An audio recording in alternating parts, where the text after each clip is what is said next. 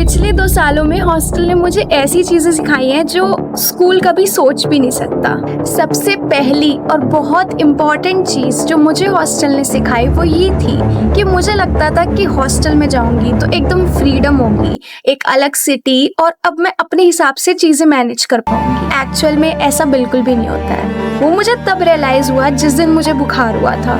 मेरे आसपास कोई मुझे मेडिसिन देने के लिए नहीं था, मुझे खुद ही उठकर पानी लेना था। अगले दिन मुझे खुद ही क्लासेस अटेंड करनी थी, मुझे खुद ही असाइनमेंट्स बनाने थे, मुझे खुद ही सब काम करना था, मुझे यूनिफॉर्म वॉश करनी थी, सब काम करना था। मेरे पास मम्मी नहीं है उस टाइम पे कि मम्मी से कह दूँ कि मम्मी आप प्रेस करके रख दो मेरी शर्ट को and I will where it tomorrow. मुझे सारा काम खुद ही करना है, चाहे मेरी तबीयत खराब हो, चाहे मेरा कुछ भी हो। That was one day when I realized कि हाँ, फ्रीडम आती है लेकिन इट कम्स विद रिस्पॉन्सिबिलिटी। तो मैं खुद की रिस्पॉन्सिबिलिटी लेनी पड़ती है। स्कूल में लाइफ कितनी ईजी हुआ करती थी, हमारा हर दूसरा इंसान कोई दोस्त हो जाया करता था। जब मैं हॉस्टल में आई तब मुझे रियलाइज हुआ कि हर कोई इंसान जिससे तुम बात करते हो या फिर तुम अपनी प्रॉब्लम्स शेयर करते हो, ज़रूरी नहीं है कि वो तुम्हारा दोस्त ही हो।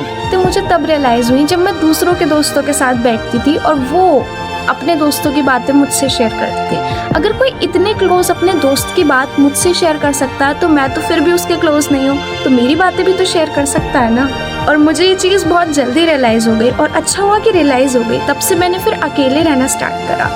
और I think it's much better to live alone rather than living with the people who are snakes। Third चीज़ और बहुत इम्पॉर्टेंट लाइफ लेसन जो हॉस्टल ने मुझे बहुत जल्दी दे दिया वो ये था कि जब मैं घर पे हुआ करती थी तब मुझे बिल्कुल भी फ़र्क नहीं पड़ा करता था। आई यूज्ड टू से मम्मी पापा मुझे ये खाना है, मुझे वो खाना है। बट जब मैं हॉस्टल में गई तब ऑनलाइन ऑर्डर्स होते थे और ग्रुप में ऑर्डर होते हैं, तो फिर यू कैन नॉट से even know.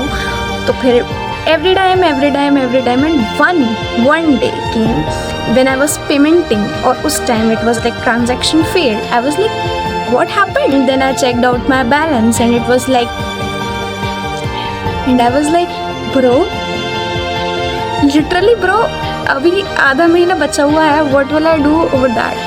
Then I realized the value of even the 10 rupees. जब आपको अपने दोस्तों से पूछना पड़ता है कि यार तेरे पास क्या टूथपेस्ट है क्या, यार तेरे पास सर्फ है क्या, and with that day I always wrote कि मैंने कहाँ पे खर्च करा and try to save a little bit, चाहे 100 रुपये ही क्यों ना हो। हर बार जब भी कोई चीज़ खरीदती हूँ तब एक बार अपने आप से एक क्वेश्चन करती हूँ कि क्या ये चीज़ मेरे लिए इम्पॉर्टेंट है, क्या मुझे इसकी वाकई में अभी ज़रूरत है। एंड इफ़ माई माइंड से इसकी हाँ ज़रूरत है, आई बाय इट। और अगर ऐसा कहता है कि नहीं अभी क्या ज़रूरत है इसकी, अभी तो है, then I stop buying it. Hostel ने मुझे पैसे खर्च करना नहीं पर उनकी वैल्यू रखना कितना इम्पॉर्टेंट है हमारी लाइफ में वो समझा दिया। अब मुझे समझ में आता है कि क्यों मम्मी आप 10-10 रुपये भी बचा के रखती हैं।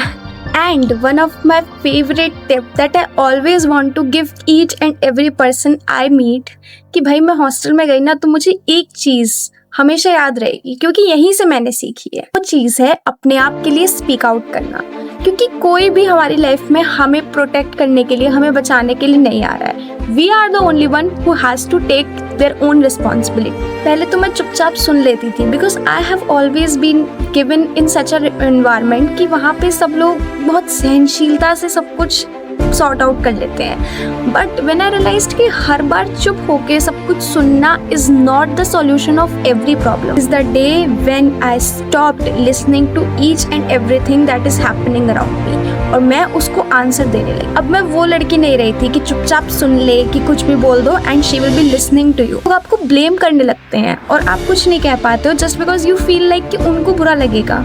But if they don't think about कि तुझे बुरा लगा, then why are you thinking about कि उन्हें बुरा लगा।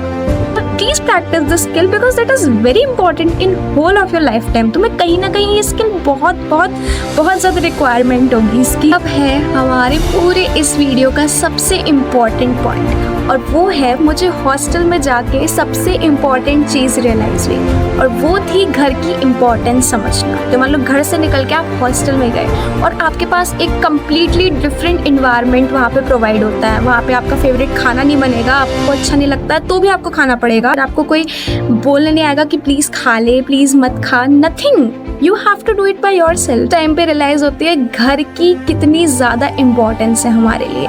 और सबसे इम्पोर्टेंट, मम्मी के हाथ का खाना। जब हम कहते हैं कि मम्मी कुछ बाहर का खा लेते हैं, तो हॉस्टल में बैठ के बाहर का खाते हुए मैं सोचती कि यार काश मम्मी के हाथ का खाना मिल जाए। Every person who is living not only in hostel, अगर वो कहीं बाहर भी रह रहा होगा ना, that person can really understand what I am saying right now. क्योंकि यू फील लाइक कि बस जो सुकून है ना, जो रियल मतलब पेट भर रहा है तुम्हारा, वो घर के खाने में ही भर रहा है। तो अब तुम हॉस्टल जा ही रहे हो ना, तो प्लीज़ प्लीज़ प्लीज़ प्लीज़ घर का खाना पेट भर के खा के जाना। जितना खा सकते हो उतना खा लेना। स्कूल ने तो बस एग्जाम्स पास करना सिखाया, लेकिन लाइफ कैसे जीते हैं वो रियलिटी में तुम्हें हॉस्टल ही सिखाता है। हॉस्टल में रहते हो तो कौन सा पार्ट तुम्हें सबसे ज़्यादा रिलेटेबल रखा, मुझे कॉमेंट्स में बताओ। और अगर तुम हॉस्टल में जा रहे हो तो फिर तुम्हें कौन सी चीज़ सबसे ज़्यादा डरावनी लगी, वो कमेंट्स में बताओ। With this, if you like this video, please like this and comment करो और शेयर करो और सब्सक्राइब कर दो इस चैनल को for more stories. And with this signing off and take care. तुम हॉस्टल जा रहे हो तो ढेर सारा घर का खाना खा के जाना।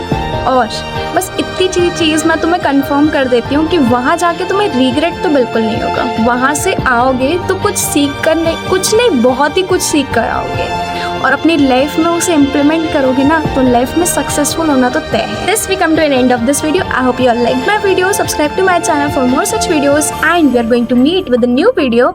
तब तक के लिए लाइक, कमेंट, शेयर और सब्सक्राइब कर दो हमारे प्यारे से चैनल को। Bye, take care, love you all.